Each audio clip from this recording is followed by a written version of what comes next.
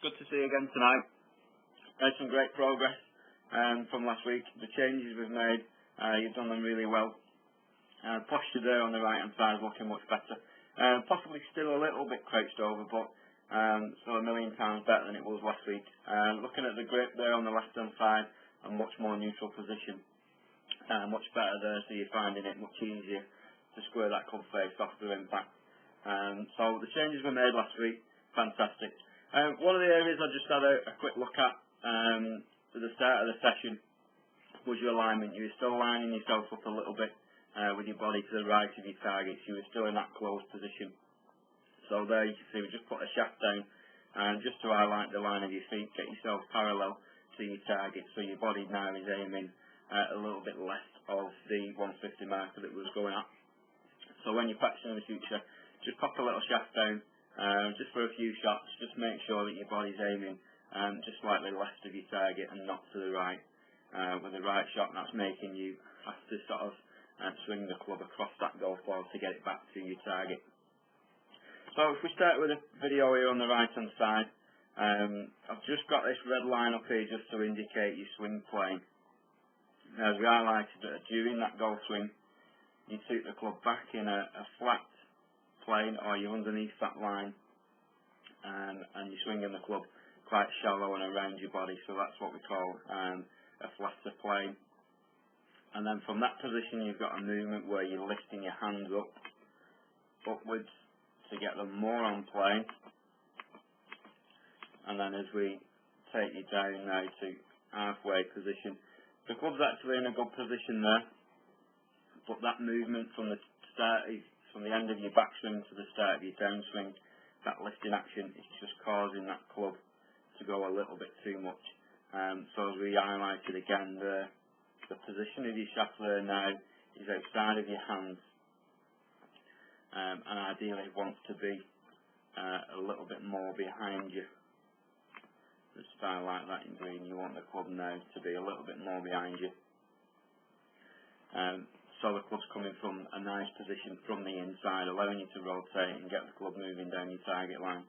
But again, as a result of that backswing and the movement you've got forward, the club gets in front of you, and then as you're coming into the golf ball, you see there the club's working from the outside to the inside with a swing path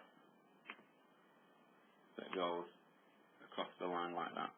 Okay, so that's working on an out to in path. Do that again. So it's working across the golf ball in that sort of manner there. So if you get the rotation just right, you're going to hit the golf ball, and the ball's going to be pulled over to the left hand side. So there you've got a club face that's close to your target, but square to your swing path, and it's pulling that golf ball to the left. If your club face is square to your target, slightly open to your swing path on that position, the ball's going to start fairly straight but fade off to the right hand side. So what we did during that position there, we just changed, gave you a little drill to work on. So we changed your movement of your swing to ideally change that swing plane. So we got you to take your golf club outside the line on the way back. So the club's going to be coming up much steeper, so your hands are going to be in a position more around that area there at the top of your backswing. And then we got you to loop the club back on the inside at the start of your downswing. So you're actually reversing the loop. Before you had the flat backswing, and then you lifted your hands up into position.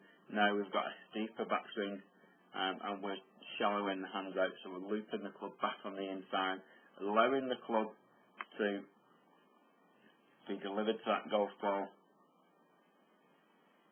So as you're coming down now, the club would actually be behind your hands now, coming from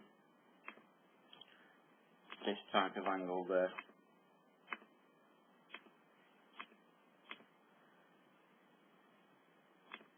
So it's going to be coming from the inside into impact with good rotation of your forearms, and then working down your target line.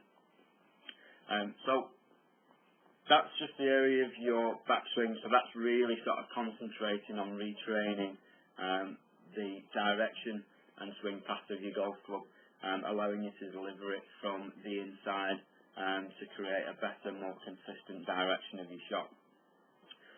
So if we have a quick look here now on the left-hand side, what we've highlighted here, the circle around your head and the line down the middle of your chest, just highlights any sort of extra movements that you've got.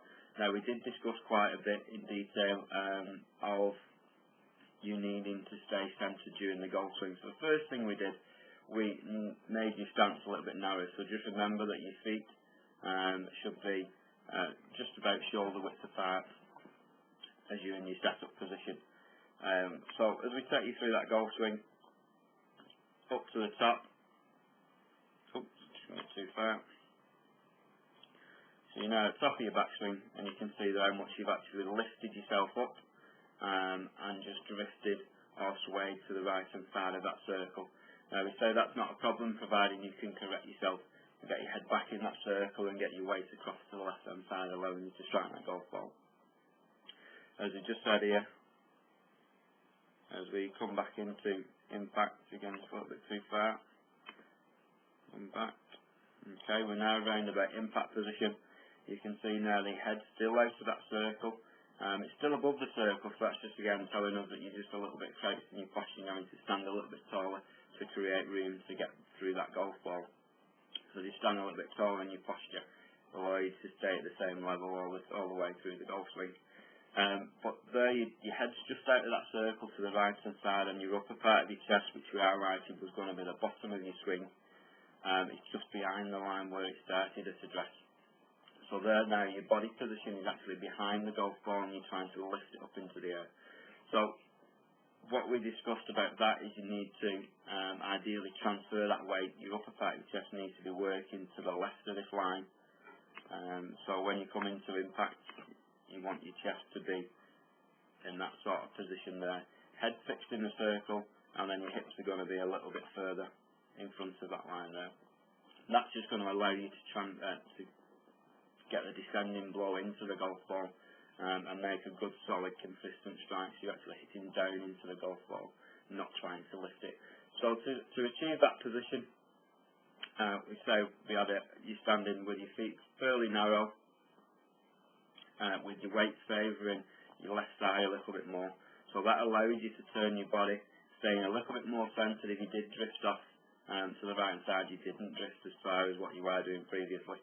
So weight on the left hand side, hands a little bit further forward, just trying to coil your body a little bit more just to stay more centred, and then when you're starting your downswing, your weight's pretty much already in front of that line, so you're able to just swing down and make a good consistent strike on that golf ball.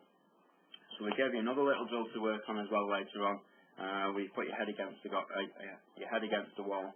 Because it's fixed on the wall, you're able to swing the club, but your head stays fixed. Your head stays where it's positioned, and your body has to rotate rather than sway. So giving you really good feelings of your body turning and working as it should do during that golf swing. So if you continue working on these drills that we've given you, some of them are quite complicated, but they are really just sort of drills that are exaggerating certain positions and certain movements during your golf swing. They're not going to be permanent. We are going to neutralise those at a later stage. But just keep working on them. If you've got any problems during the week, give me a call. But I look forward to seeing you again soon.